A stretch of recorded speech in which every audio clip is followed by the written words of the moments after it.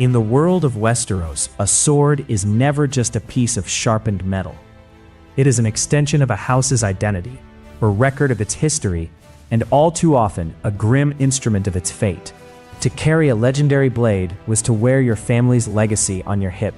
It was a status symbol that commanded respect in every hall from Winterfell to King's Landing.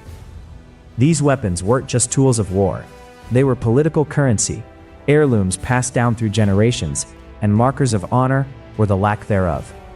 Whether it was a Valyrian steel heirloom used to execute a lord, or a custom-forged piece of standard steel meant for a child's defense, these blades allowed their owners to enforce their will, protect their legacy, and leave an indelible mark on history. But among the thousands of weapons scattered across the Seven Kingdoms, some possess a weight that transcends their edge. Today we're cutting through the noise to focus on the 9 most significant swords in Game of Thrones. These are the legendary blades that did more than just win battles. They shaped the Seven Kingdoms themselves. Ice. Ice was the ancestral greatsword of House Stark. Although its original name has been lost to history, the name Ice perfectly reflects the cold, unforgiving North and the solemn justice the Starks upheld for thousands of years. For centuries, it passed from one Lord of Winterfell to the next, serving not only as the Stark heirloom, but also as a symbol of their ancient bloodline, authority, and duty as Wardens of the North. Forged by unknown mastersmiths in ancient Valyria, Ice was crafted centuries before the Doom, using techniques and spells lost forever with the fall of the Freehold. Despite being over 400 years old by the events of Game of Thrones, it never rusted, never dulled, and remained remarkably light for its immense size. Unlike most Valyrian steel swords, Ice was not intended for battle. It was a massive, 6-foot, two-handed greatsword, used primarily for ceremonies and executions. Its dark, rippling blade and understated design reflected the dignity of House Stark, rather than displays of wealth. After generations in the hands of the Lords of Winterfell, Ice came into the possession of Eddard Stark. Following Ned's execution, the sword was seized by House Lannister, taken to King's Landing, and melted down by Tobo Mott on Tywin Lannister's orders. It was reforged into 2 new Valyrian steel swords, Oathkeeper and Widow's Wail, ending Ice's existence, but preserving its legendary steel. One of the largest and most prestigious Valyrian steel swords in Westeros, Ice represented far more than a priceless weapon. Its destruction symbolized the apparent fall of House Stark itself. For generations, the Lords of Winterfell used Ice to carry out executions, embodying the Stark belief that the man who passes the sentence should swing the sword.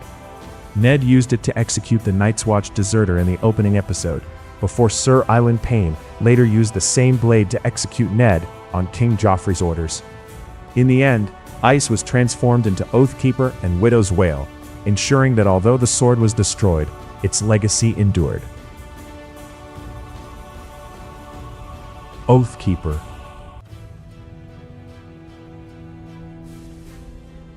Oathkeeper was named by Jaime Lannister after the sword was forged from the Valyrian steel of Ice. The name was deliberately symbolic. Throughout Westeros, Jaime was condemned as the Kingslayer, a man remembered for breaking the most sacred oath a knight could swear. By naming the blade Oathkeeper, he declared not who he had been, but the man he intended to become. Although Oathkeeper served House Lannister, it was born from the ancestral greatsword of House Stark. It therefore carries the legacy of 2 of Westeros' greatest houses, forged from Stark steel, but destined to tell a very different story. Following Eddard Stark's execution, Tywin Lannister ordered the Master Armorer Tobo Mott in King's Landing to melt down Ice. Using the rare art of reforging Valyrian steel, Mott transformed the ancient greatsword into 2 new blades, Oathkeeper and Widow's Wail. While the secret of creating Valyrian steel had long been lost, a handful of craftsmen still possessed the skill to reshape these legendary weapons without diminishing their strength. Oathkeeper is an elegant Valyrian steel longsword with the distinctive dark rippling patterns of the metal. Its hilt is decorated in Lannister crimson and gold, with a ruby set into the pommel.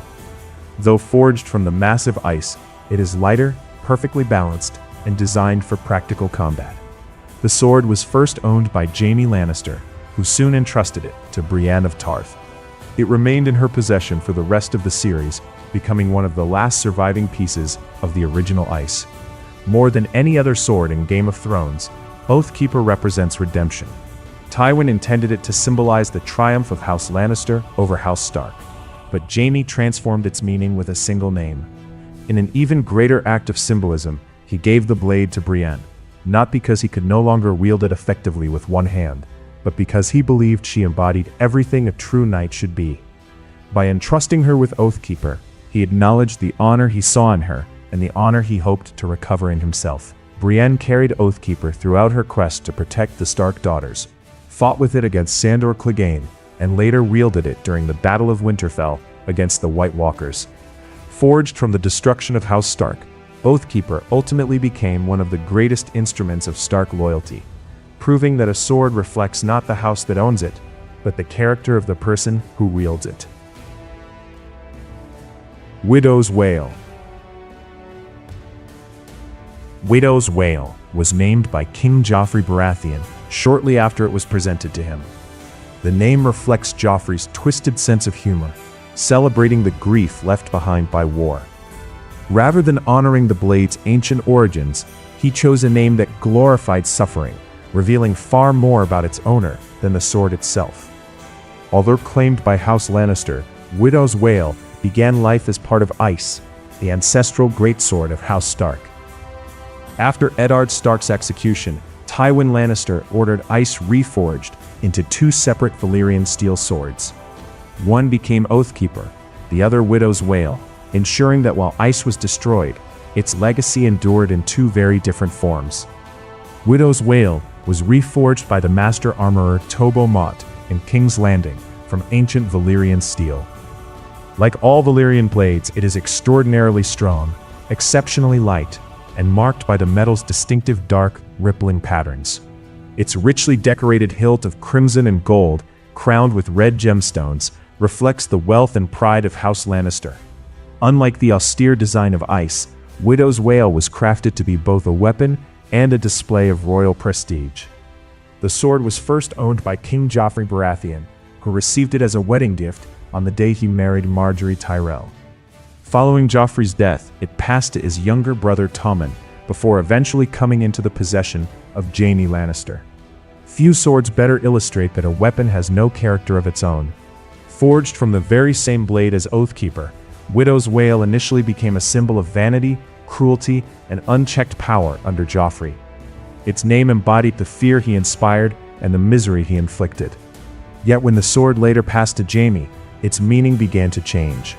The blade itself had not changed, only the man holding it.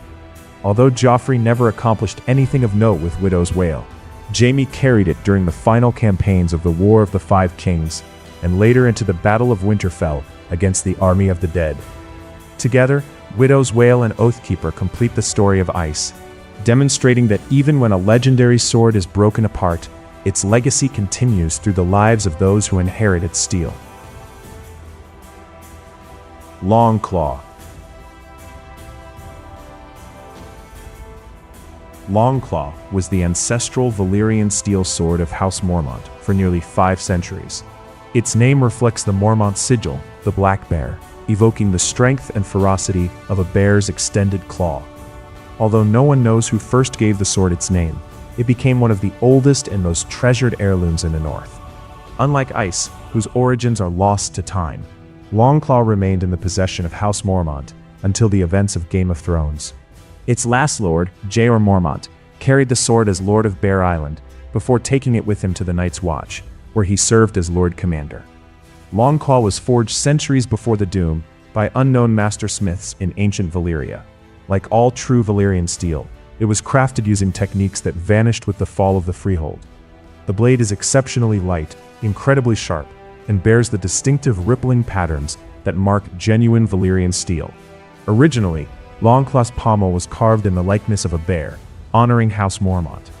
After Jeor gifted the sword to Jon Snow, the damaged pommel was replaced with a white direwolf's head, symbolizing Jon's connection to House Stark, while preserving the sword's Mormont legacy. Longclaw belonged to generations of House Mormont before passing to Jeor Mormont. Although Jeor's son, Jorah, was the rightful heir, he forfeited his claim when he fled Westeros in disgrace after being condemned for selling poachers into slavery. Instead, Jeor chose to give the sword to Jon Snow after Jon saved his life from a wight at Castle Black. Longclaw's story is one of worthiness rather than inheritance. By every law of succession, it should have belonged to Jorah. But Jeor believed that an ancestral sword should be earned as much as inherited. Jorah had abandoned his honor, while Jon had proven his through courage and self-sacrifice. In passing Longclaw to Jon, Jeor chose character over blood, making the sword a symbol of merit rather than birthright. Longclaw became inseparable from Jon's journey. He wielded it against the White Walkers at Hardhome, in the Battle of the Bastards, beyond the Wall, and during the Battle of Winterfell. More than any weapon in the series, Longclaw represents the idea that true leadership is earned through integrity and sacrifice. Its path from Bear Island to the Wall mirrors Jon Snow's own journey, proving that honor is not determined by the family you are born into, but by the choices you make when everything is at stake.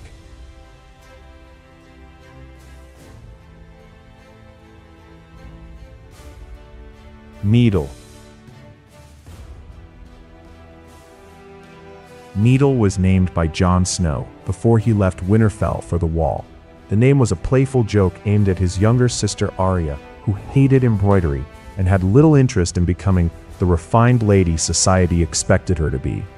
What began as a teasing nickname would become one of the most meaningful symbols in Arya's life. Unlike the ancestral swords of the great houses, Needle belonged to no noble lineage. It was forged at Winterfell by the castle blacksmith, Mikken, as a custom weapon for Arya Stark. Built from standard castle-forged steel, it was deliberately made slender, light, and perfectly balanced for speed rather than strength, reflecting the bravosy style of sword fighting known as water dancing. Needle is a narrow longsword with a simple crossguard and an unadorned hilt. It lacks the jewels, elaborate craftsmanship, and legendary history of Westeros' famous Valyrian steel blades. Its value comes not from the metal it is made of, but from the person who carries it. Unlike every other sword on this list, Needle has had only one true owner. Jon Snow gave it to Arya before leaving for the Night's Watch, and despite everything she endured, she never willingly parted with it. Even while training with the faceless men in Braavos, Arya secretly hid the sword rather than surrender it, preserving the last piece of her former identity. Needle's story is unlike any other sword in Game of Thrones. It was never a symbol of power, inheritance, or noble blood. It became something far more personal. It represented Arya herself. Throughout her journey, she lost her home, her family, her status, and even her name, taking on countless identities to survive. Yet the one thing she could never abandon was Needle. To give it up would have meant giving up the last connection to the girl she once was. Needle accompanied Arya through nearly every stage of her journey. She used it to kill Polliver and Sir Meryn Trant, reclaimed it after escaping Braavos, and later wielded it in the execution of Peter Baelish. While Arya would eventually become a deadly assassin, it was Needle that reminded her she was never truly no one. In the end, the sword proved that identity is not defined by the names others give us, but by the memories and convictions we refuse to surrender. Heartsbane. Heartsbane is the ancestral Valyrian steel sword of House Tarly, one of the oldest noble families in the Reach. No one knows who first named the blade, but its name suggests a weapon capable of bringing death to even the bravest of men. For centuries, it stood as a symbol of House Tarly's martial reputation and uncompromising military tradition. Forged in ancient Valyria before the Doom, Heartsbane was acquired by House Tarly nearly 500 years before the events of Game of Thrones. Like all Valyrian steel weapons, it was crafted using techniques that have since been lost, producing a blade renowned for its exceptional sharpness, durability, and distinctive dark rippling patterns. Heartsbane is a broad Valyrian steel longsword with a finely crafted hilt designed for practical use rather than display. Unlike many ceremonial heirlooms, it reflects the values of House Tarly: discipline, duty, and effectiveness in battle. To the Tarlys, Heartsbane was less a treasure than a weapon to be earned. For generations, the sword passed from father to eldest son until it came into the possession of Lord Randall Tarly. one of the finest military commanders in Westeros. Believing his eldest son Samwell to be unworthy of inheriting either the family name or its ancestral blade, Randyll intended Heartsbane to pass instead to his younger son, Dickon. Before that could happen, Sam secretly took the sword from Horn Hill with the blessing of his mother and later presented it to Ser Jorah Mormont before the Battle of Winterfell. Heartsbane tells a story of inheritance, expectation, and the burden of living up to another person's idea of strength. To Randyll Tarly, courage could only be measured on the battlefield. Sam's intelligence, compassion, and scholarship were signs of weakness rather than qualities to be admired. By taking Heartsbane, Sam reclaimed a piece of his family's legacy that his father believed he had forfeited forever. Although Sam never wielded Heartsbane in combat, his decision ensured the sword would fight where it was needed most. Jorah Mormont carried it during the Battle of Winterfell, where its Valyrian steel proved vital against the White Walkers and the army of the dead. Heartsbane reminds us that true worth is not always recognized by those closest to us. Sometimes the greatest act of courage is refusing to accept the identity someone else has chosen for you. Blackfyre. Blackfyre was the ancestral sword of House Targaryen, and the most prestigious blade in the family's history. No one knows who first named it, but the sword eventually gave its name to an entire rival dynasty. More than any crown, Blackfyre became the ultimate symbol of the right to rule the Seven Kingdoms. Forged in ancient Valyria long before the Doom, Blackfyre came into the possession of House Targaryen before they settled on Dragonstone. It was crafted from Valyrian steel, using methods that disappeared with the fall of the Freehold, making it one of the oldest and most revered weapons in Westeros. Unlike the slender Dark Sister, Blackfyre was a larger hand-and-a-half sword built for kings leading armies into battle. Elegant yet imposing, its dark, rippling blade embodied the craftsmanship that made Valyrian steel legendary. Blackfyre was first wielded by Aegon the Conqueror during his conquest of Westeros. It was then passed from king to king for generations, as both a family heirloom and a visible sign of royal authority. Its history changed dramatically when King Aegon IV presented the sword to his legitimized bastard son, Daemon Waters. Daemon took the name Blackfyre after the blade itself, and his descendants launched a series of bloody civil wars known as the Blackfyre Rebellions. After Daemon's death, the sword passed to Bittersteel and eventually disappeared across the Narrow Sea, where its fate remains uncertain. Few objects in the history of Westeros carried greater political weight than Blackfyre. Possessing the sword was often seen as proof of a ruler's legitimacy, which made Aegon IV's decision to gift it to Daemon one of the most reckless acts in the history of the realm.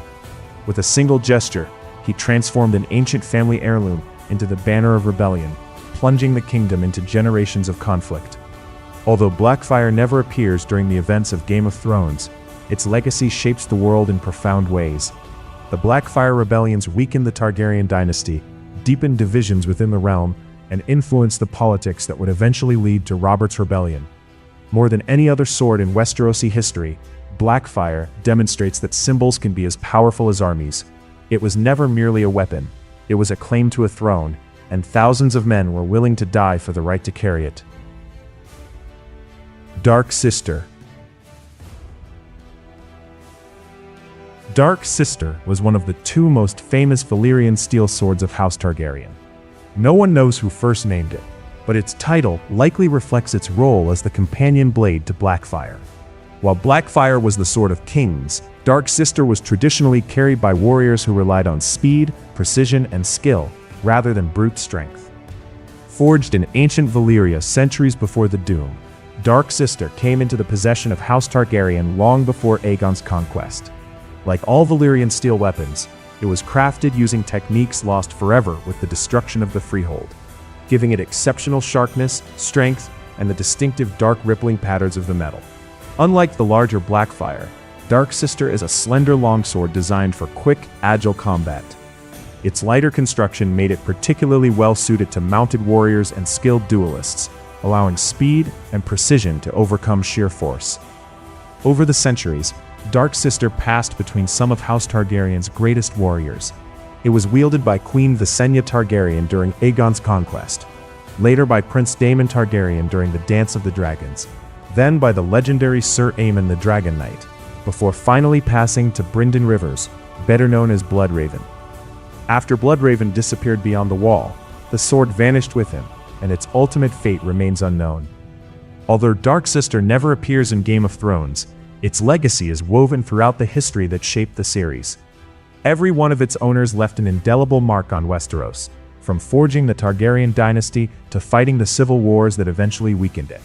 The sword became associated not with ruling, but with defending the realm through exceptional martial ability. Dark Sister serves as a reminder that not every legendary blade seeks the throne. While Blackfyre became a symbol of kingship and political power, Dark Sister earned its reputation through the extraordinary individuals who wielded it. Though absent from the events of Game of Thrones, its story echoes through the world the characters inherit, making it one of the most influential swords in the history of Westeros, and an enduring symbol of the warriors who shaped the fate of the Seven Kingdoms.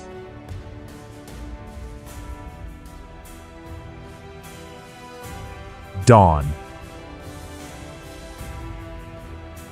Dawn is the legendary ancestral sword of House Dane of Starfall, and one of the most famous blades in all of Westeros. Unlike the other great swords of the noble houses, Dawn was not forged from Valyrian steel.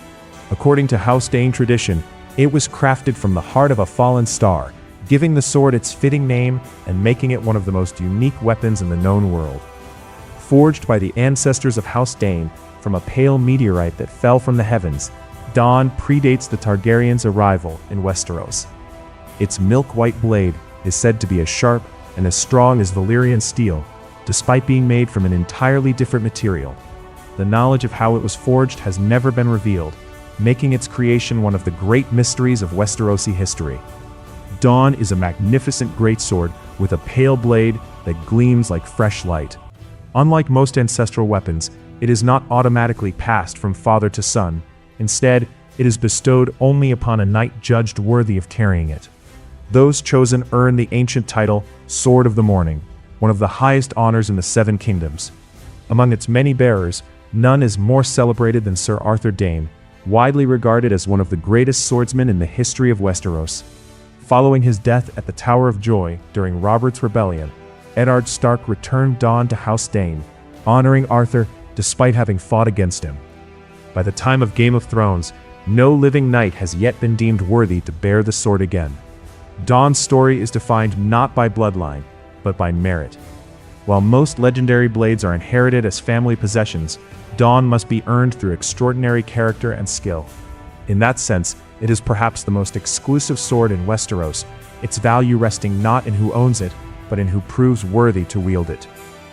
Although Dawn never appears during the events of Game of Thrones, its reputation looms over the series through the legend of Arthur Dayne. His duel with Eddard Stark at the Tower of Joy became one of the defining moments in the history of the Seven Kingdoms, and the sword remains inseparable from that legacy. More than any other weapon in Westeros, Dawn reminds us that true greatness cannot be inherited. It must be earned, one generation at a time.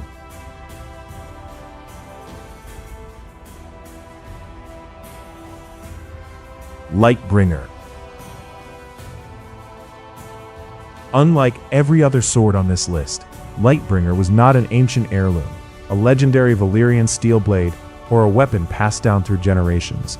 It was an ordinary steel sword carried by Stannis Baratheon and set ablaze by Melisandre's magic after she proclaimed him the reborn Azor Ahai.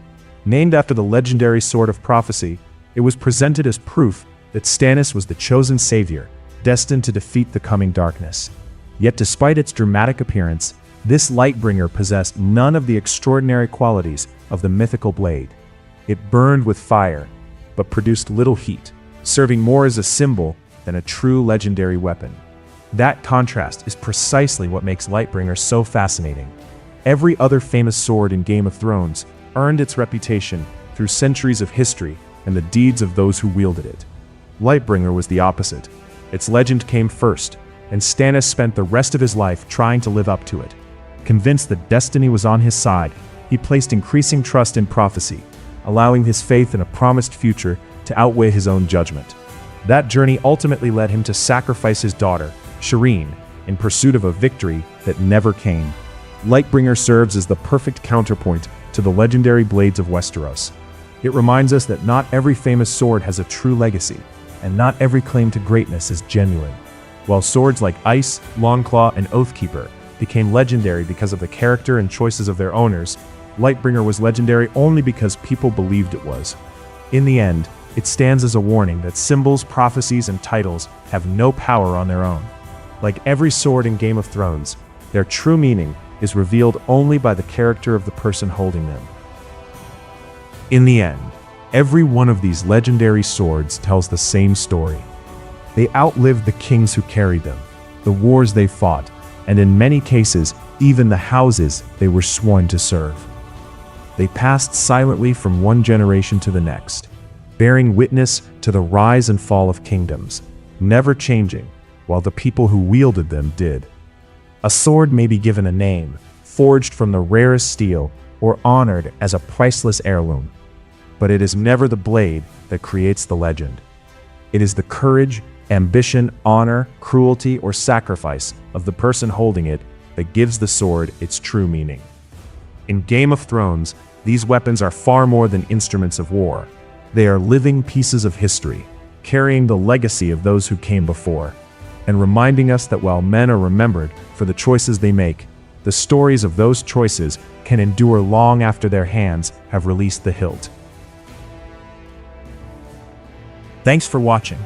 Like and subscribe for more videos like this.